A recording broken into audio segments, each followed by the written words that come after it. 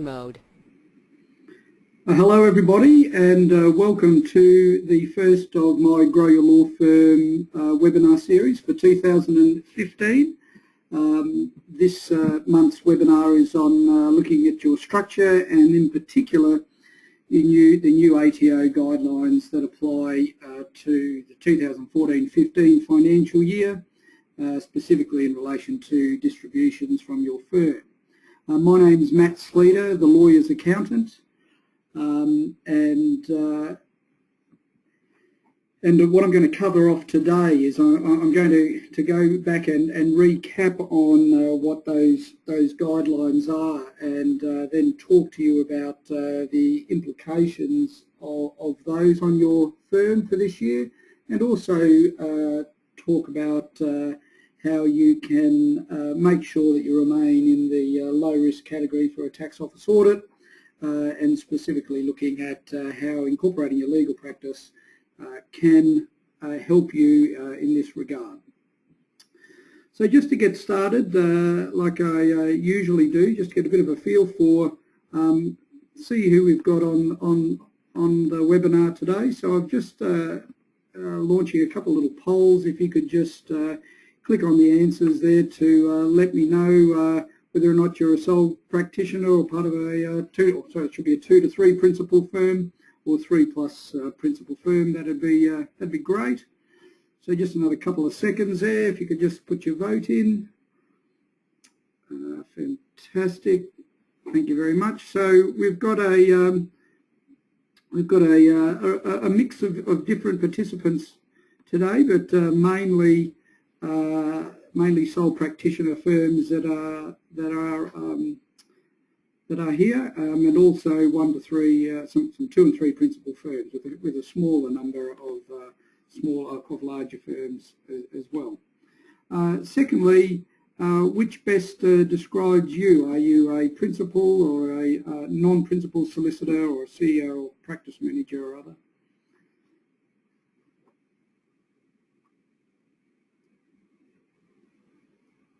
Okay, just a couple more seconds. That'll do. So we've got mainly principals of firms online today. So this topic is very relevant for all of you. And next, I've run some of these webinars before on incorporating legal practices and also on these guidelines. So I'd just like to get a bit of a feel if any of you who are listening today have attended any of those, so that I can just make sure I tailor my presentation to the majority, so that I'm not going over too much old ground for those who have participated before. Just another couple of seconds, thanks. So we've got mainly new participants today, so 87% of you listening in have not listened to one of those webinars before. And then just lastly, just so I can get a bit of an understanding of your structure, do you currently operate from an incorporated legal practice?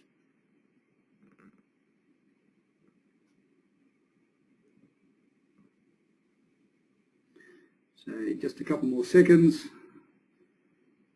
It'll do it. So roughly 50-50. So we've got half of you operating as an ILP and the other half not.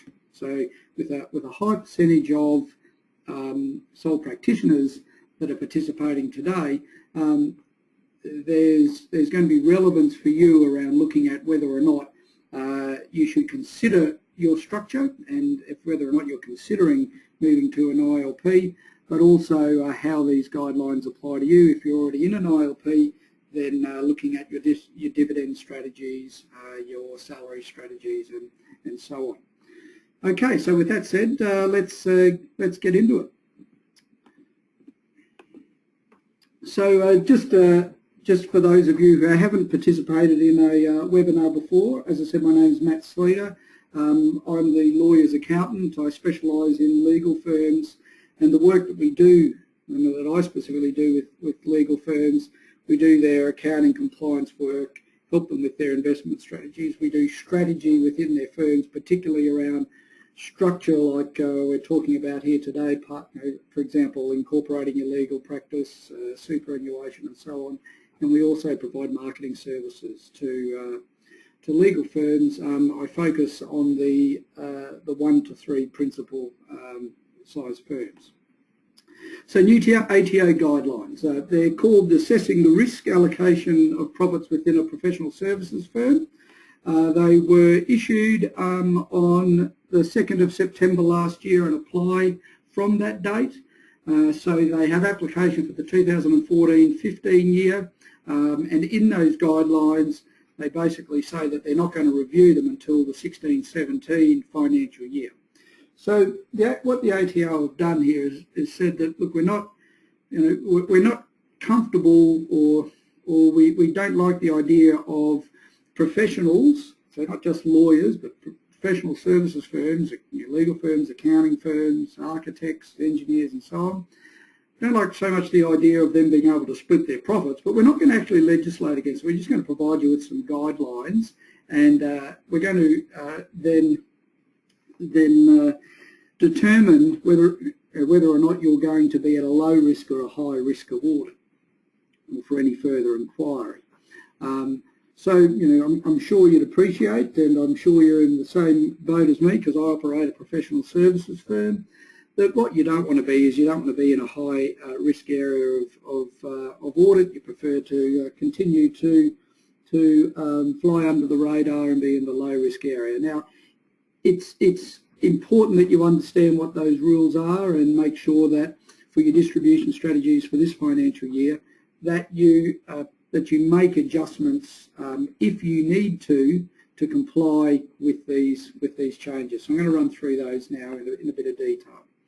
So they apply to all professional services firms, excluding sole traders. So we had about 50-50 of sole firms here who are ILPs and high percentage of sole practitioners. So if you're a sole practitioner and you operate as a practice by itself, no service entity, no associated entities in your practice, then these rules won't apply to you. So I'll see in a minute what sort of impact that has by seeing who drops out of the webinar at this point. But if you're a sole practitioner, if you're a sole trader, and you also have a service entity, then these guidelines apply to you. And in most instances, even though service entities are quite redundant these days, there's most sole practitioners who don't operate as an incorporated legal practice or operate via a trust have a service entity. So the guidelines don't apply in every instance again. So we've got that structure around, it applies to all practices where you're a company or you're a trust or you're a sole trader with a service entity. But you've got to still meet these additional characteristics for the guidelines to apply. So you as an individual professional practice, you either provide services to your clients or you're actively involved in the management of it, and you have a legal or beneficial interest in the firm. So if you're a salaried partner of a firm and you don't have an equity interest in the firm, then these rules don't apply to you. But you have a question mark as to whether or not you can split your income anyway. The firm operates by a legally effective partnership, trust or company, and the income of the firm is not personal services income. So if you meet those guidelines or those characteristics, then these guidelines are going to continue to apply to you.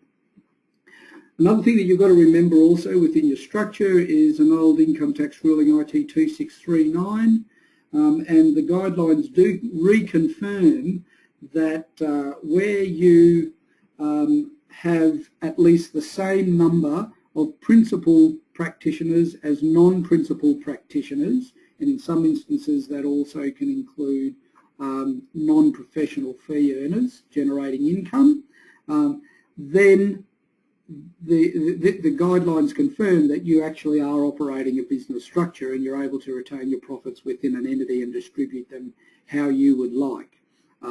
If you don't meet those rules, and if you're operating other than via a sole practitioner, so in a trust or in a company, then if you don't meet the guidelines under IT Income Tax Ruling 2639, then you have no ability to split your income anyway. So just be mindful of that. But the important thing is that these guidelines reconfirm that that's the tax officer's view. So looking here, if you're at risk.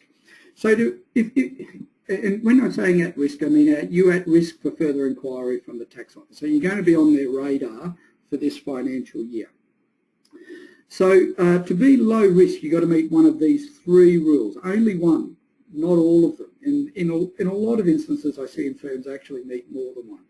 But the first thing is that the legal practitioner, they receive assessable income in their own hands as an appropriate return for the services they provide. So they can get salary or distribution or dividends or a combination of those from the firm, so long as that meets an appropriate return for their services. And one way that they do that is they look at whether or not you've got you're paid either within or more than the highest band of similar practitioners within your firm. So if you've got employed solicitors that do what you do, and so long as you're paid at least that amount that they're paid or more, then they say that's satisfactory. If you don't have that, then it's really looking at what's commercially appropriate for your area of law, for the work that you do, the area that you live in. Second test, so you meet that test, tick, low risk. Second test is if 50% or more of the income to which the company and the which the practitioner is entitled to in a year is accessible in the hands of the practitioner, then you can tick that box. So if you're a sole practitioner and you've got 100% of the profits that are retained in the company, and then you pay a dividend out, so long as at least 50% of that of the relevant income that's been earned in that year ends up as being accessible in your hands as a dividend or plus as a salary, then you tick the box as well. And thirdly, if the practitioner and their associated entities, so the practitioner, their spouse, their children, their corporate beneficiaries, so long as there's an effective tax rate of 30% or higher on all that income received from the firm, then you can tick that box as well. So what the ATO is obviously focusing on here is where there's significant income splitting happening, and that the practitioners themselves are not receiving an amount of income commensurate as a minimum to the work that they do. So there's still plenty of flexibility in terms of how you distribute your income, but it's just a matter of being aware of what these rules are and make sure that those distribution strategies meet these rules in this year. So let's just take, for example, let's say that in this financial year you've got a company and it owes you money, and you draw that money out as a loan repayment, and there are no dividends paid to you or your family, and all of those profits are retained in the company. So once there, we've got a 30% tax rate in the company, so that's okay. So you tick a box. Alternatively, you've got a distribution that comes from the company. The profit made in the company was $300,000, and you're paying a distribution out, and that's of $200,000. 150 of it goes to you as the practitioner, and 50 goes off to your spouse. Then you've got at least 50% of the income go to you. Tick. That's okay. Or you just get paid a salary of $150,000, and that's the highest paid salary in the firm, and it's commensurate to the work that you do. Tick. So you can see, it's only there's a number of ways of satisfying this, but I stress to you what you've got to do is you've got to be focusing on how you go about distributing this year to make sure that you tick all the boxes so that you don't come under the radar next year. I don't know how the ATO is going to assess this, whether or not there's going to be something in your tax return that you've got to say to them. You know, I don't know that. I passed one of the 3 tests or something. You know, I don't know. But so we'll wait and see. But it's a matter of once 30th of June's rolled by, it's all too late. You need to actually get your planning all done well in advance of that.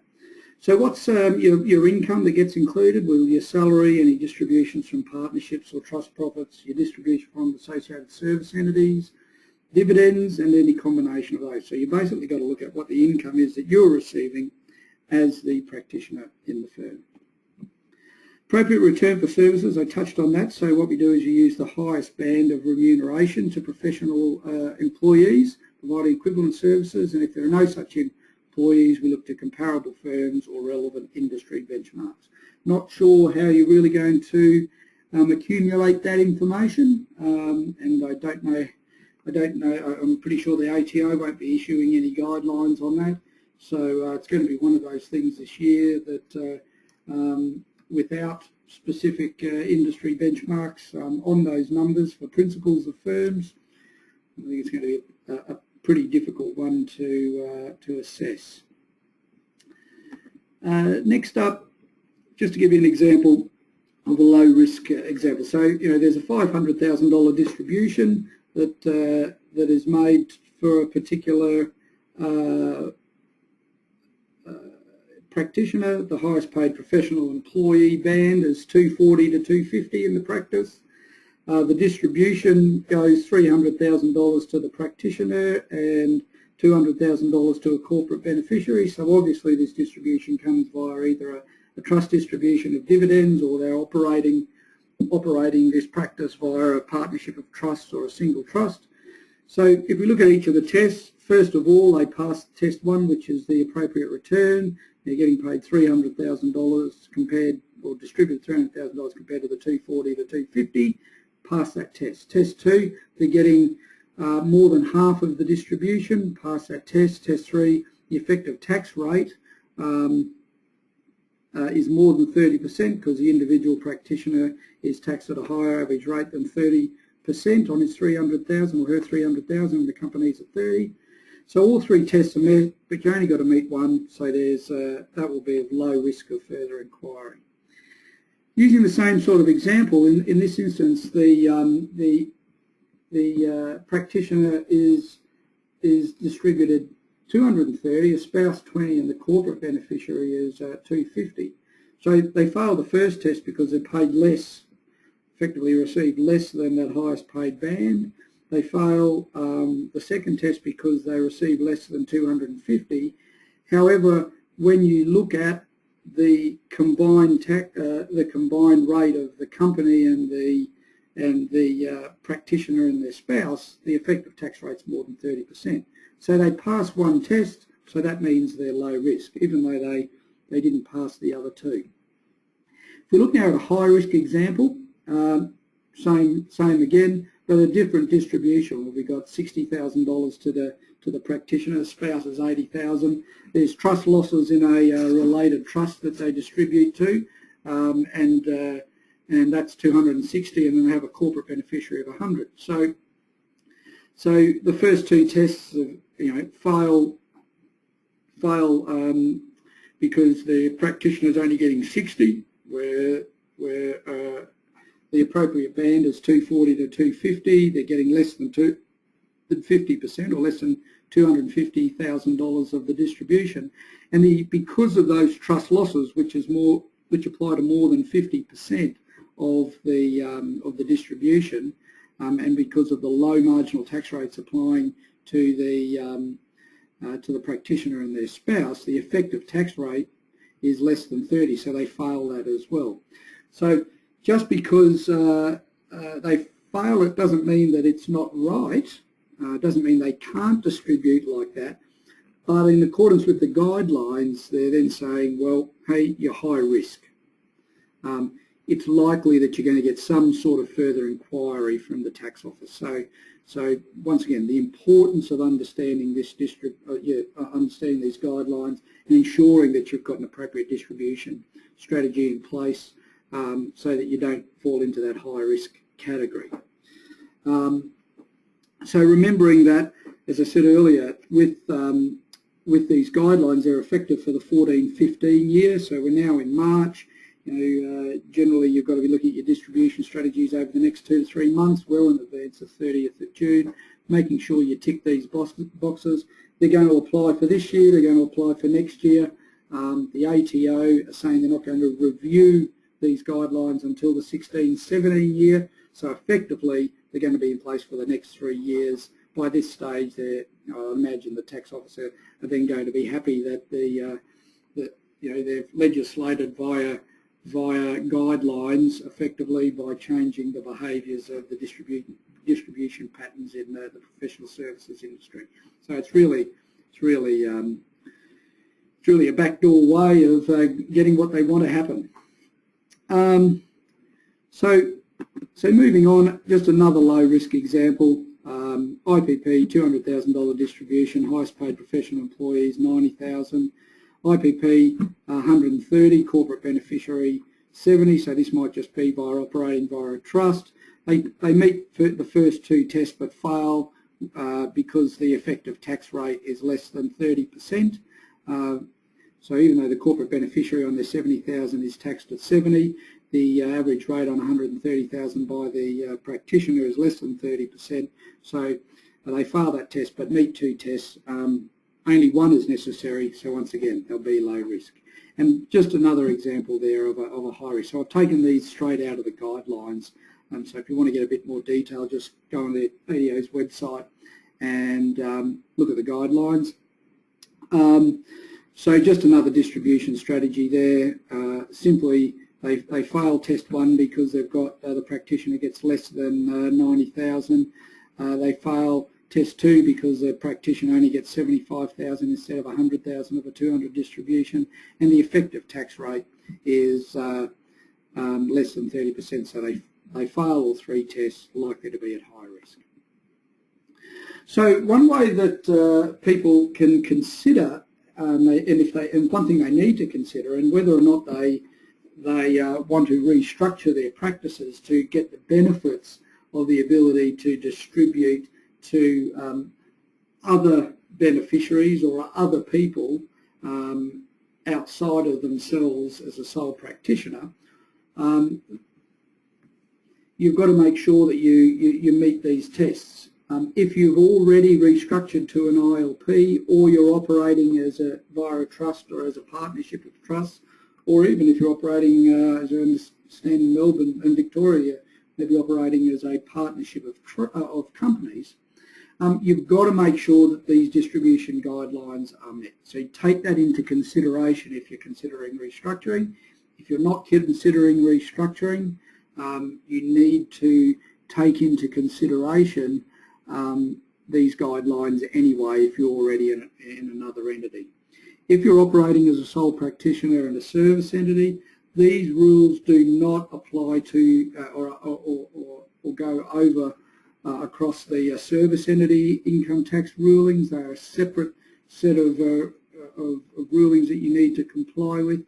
But as I said, if you've got a service entities are mainly redundant, and if you've got a practice that's got more than 50% of the combined profit that is ending up in the service entity, so that you don't meet the 50% test, it is most likely that your service entity is not meeting that service entity ruling. So you may have another bunch of issues there that you've got to address. And whenever you're restructuring anyway, you've got to make sure that you're not doing it just for tax reasons. You can obtain some tax efficiency out of it, but you need to still make sure that you've got commercial reasons for your restructure, and often they're around asset protection or practice working capital funding or succession issues, either succession in and or out of the firm.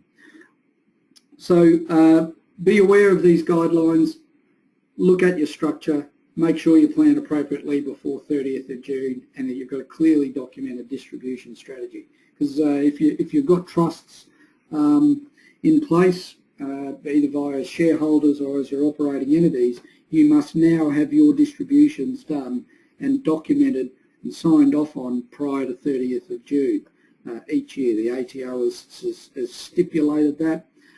Also, if you're going to be paying dividends out, you need to have worked out what these dividends are going to be before 30th of June and have them documented and done as well. So you've got to consider other things like your Division 7A issues and so on. So is an ILP right for you? So let's just give you, I'm just going to give you a very quick overview. I'm not going to take long on this, but is an ILP right for you? So very relevant for people who've already restructured to an ILP and for those who might be considering. So if you're a sole trader or you've got a traditional partnership and you use a service entity as well, in a lot of instances where, provided we've got more, at least the same number or more professional staff or fee earners other than the principals in the firm, then generally I find that there may be some benefit in operating as a company, but not in every instance.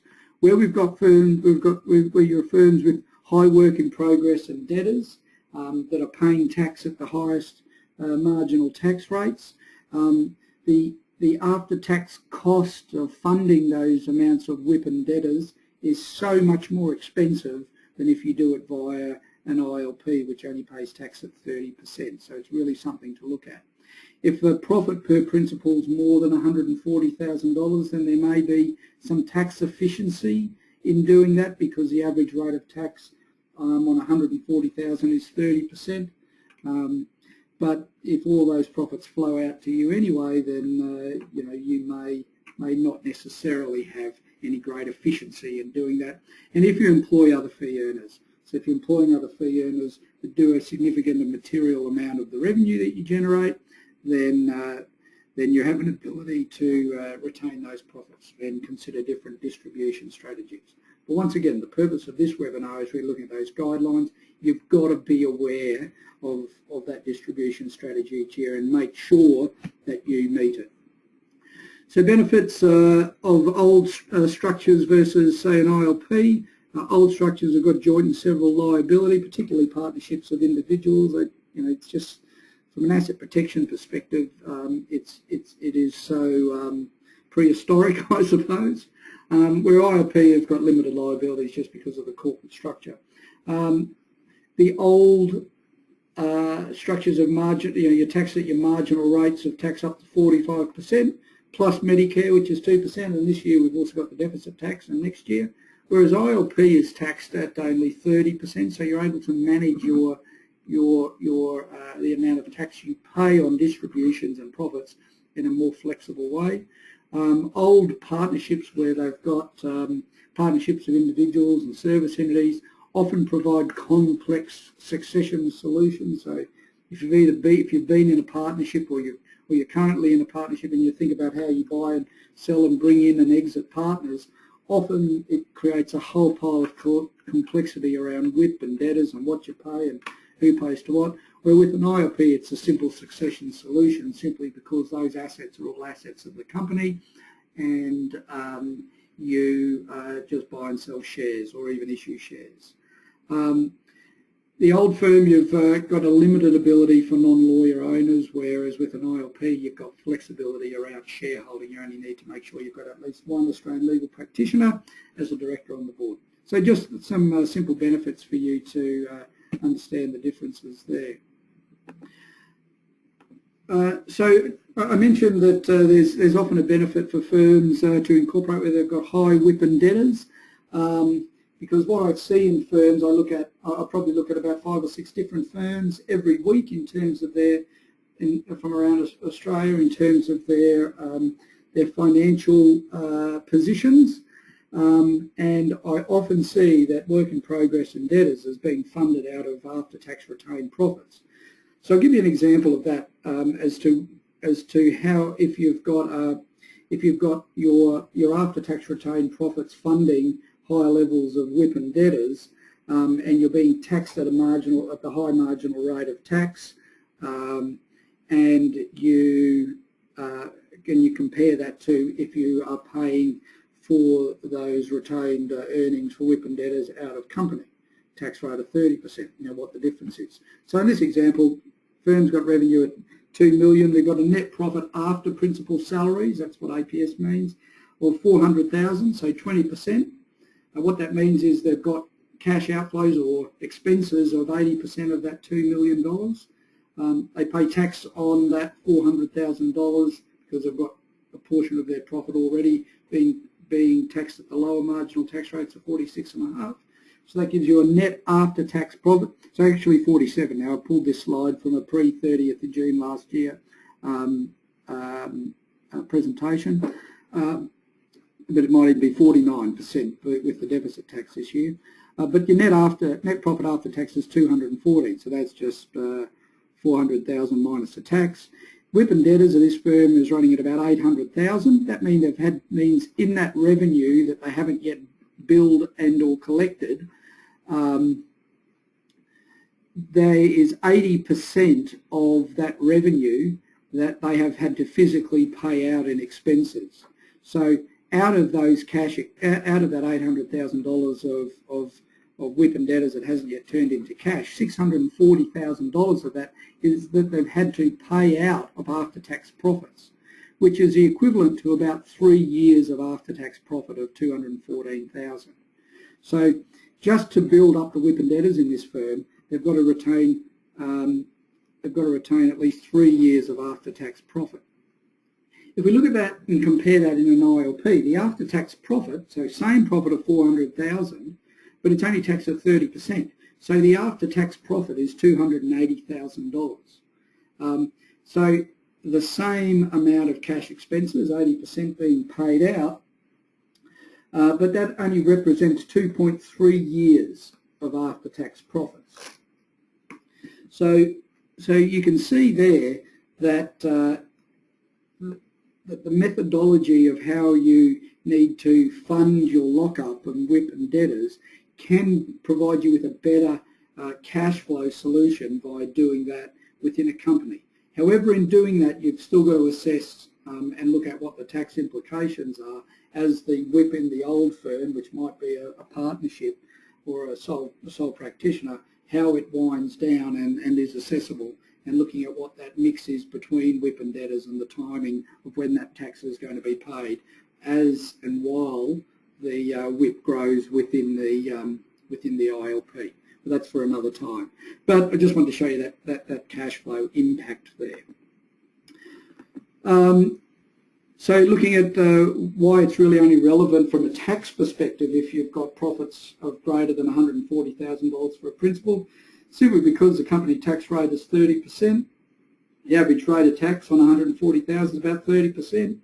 So, if you're making $140,000 or less in profitability, really you're going to end up, paying the same amount of tax or less on those dividends when they're paid out to you. So there's no real impact for you on having a company, because it's pretty much the same rate. And once again, just to reiterate, from a tax perspective, you've got to make sure you comply with this particular tax ruling, IT 2639. If you want to retain profits in a company, you need to make sure that they're business profits, so you need to have that at least same number or more of professional, non-principal professional employees, or you have fee earners that are non-professional that are earning a material amount of revenue. You've got to be very mindful of Part 4A if you're considering restructuring. There needs to be other reasons to do that other than just your tax benefit of paying less tax. So you've got to be mindful of that. And there's just some good examples for you around how you fund the firm, succession, that type of thing.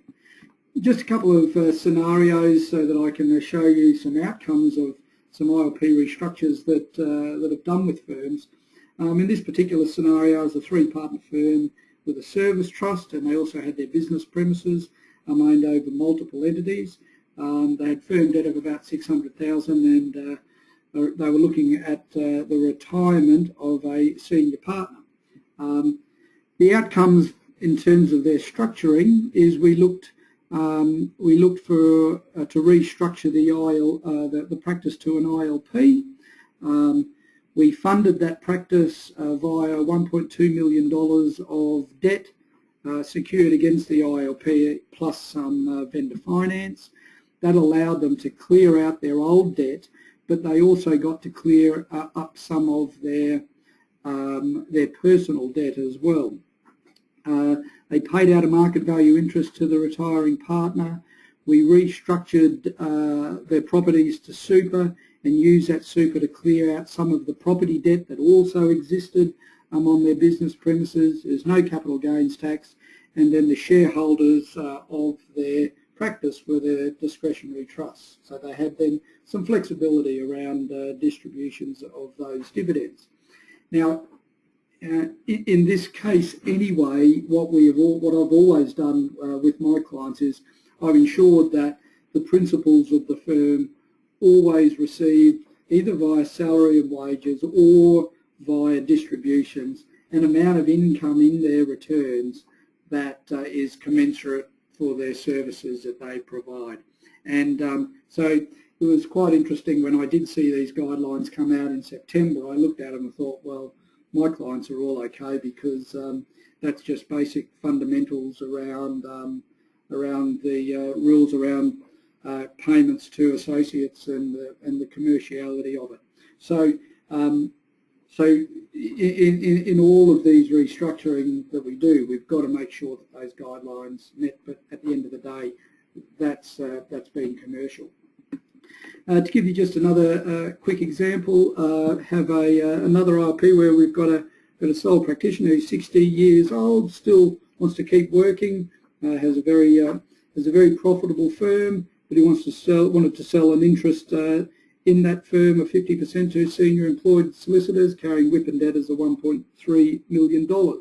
In this particular firm, debtors were running at about $1 million and WIP about $300,000. So what we did is we sold the practice to the ILP. 70% was funded via bank debt and 30% of vendor finance. The bank debt was secured over the practice by itself. I'll touch on that point in a second. 70% after tax profits retained to clear the debt versus 53%. So that produces a faster debt reduction program than it otherwise would in the high marginal tax rate environment. And the ILP's WIP and debtors were then built up via funding from an overdraft and also from the old WIP and debtors that were retained. So in this particular instance, the sole practitioner retained the majority of his WIP and debtors that he had locked up and funded effectively via retained earnings, and he unlocked that cash flow, and then we got some debt funding in there to structure the growth in the WIP and debtors in the ILP. Now, in terms of banks will lend to legal firms. Banks do value legal firms. I'm often doing restructuring of clients' debt, and provided that the bank that you work with has got a lending policy around lending to legal firms, and you've got a good practice, then there is often the opportunity where banks will provide you additional funding secured just against your practice, or look at your lending limits that will provide a percentage of your prior year fees as a security limit. So, for example, Westpac and St George, I know, have got a 60%. They apply a 60% security limit against last year's fees. So, if you did $1 million in fees, they'll lend up to $600,000, provided there's a number of other things stack up around servicing and the strength of the principals and so on. So just be aware of that. If you're thinking about doing any restructuring, you need to also look at how can you service and fund the cash flows of the business better. Because what I see in firms is I see they stress themselves out with tight cash flow because they've got all of their past cash flow locked up in higher WIP and debtors. So just something else to think of there. So this is just that example of that debt reduction. So in this instance, I've just compared an after-tax return of 70% versus 53%, so company rate versus the old marginal tax rate, the highest marginal tax rate. So on the same $1 million, on the same level of income, that gets paid off over 84 months, so over 7 years versus 120 months or 10 years if that debt is being paid off outside of a company. So very important, same profit, but you actually get 3 years, a 3-year shorter time frame to pay that debt off if you've got your debt structured appropriately within a company. So what to do now? Number one, you need to review your distribution strategy for 2014-15. We're in March, hard to believe, so you need to make sure that you understand what your distribution strategy is across all of your entities and all of your associated people, so that you make sure you are not at high risk of receiving a call from the tax office or getting an unexpected tax bill. I'm not sure exactly what the ramifications will be if the ATO finds you high risk and then they say, well, look, you've split your income too much. We're going to change those distributions, and you get penalty tax and God knows what. So you're better off just making sure that you tick all those boxes and that you're right. So reviewing your distribution strategy for the year and ensuring that you follow it. So just to wrap up, just a simple little offer that I do at the end of my webinar for all the participants. So for the first 5 only, to email me today at matt@fwo.net.au. We'll receive a free 45-minute one-on-one online meeting, and we can discuss the implications of these guidelines to your practice or your distribution strategy, and also whether or not you're considering incorporated legal practice strategy. So once again, for the first 5 to email me today, matt@fwo.net.au, we'll get those free 45-minute, no obligation meetings booked in. Also, as I said, one of our core services that we provide is the accounting services for our clients. If that's something that you'd like to explore with me, how we can provide your financial statements and tax return preparation. I have clients all over Australia, and how we do that. Please just drop me a note and we'll schedule a time to have a discussion. So thank you everybody for your participation today. It's been a very quick overview of those guidelines, and hopefully you've got some value out of that. You know what you need to think about over the coming months. And please watch out for our webinar next month, and we'll drop you an email when that one is all locked in. But if you have any other questions, also please feel free just to drop me an email on matt@fwo.net.au. Thank you again for your attendance, and see you next month.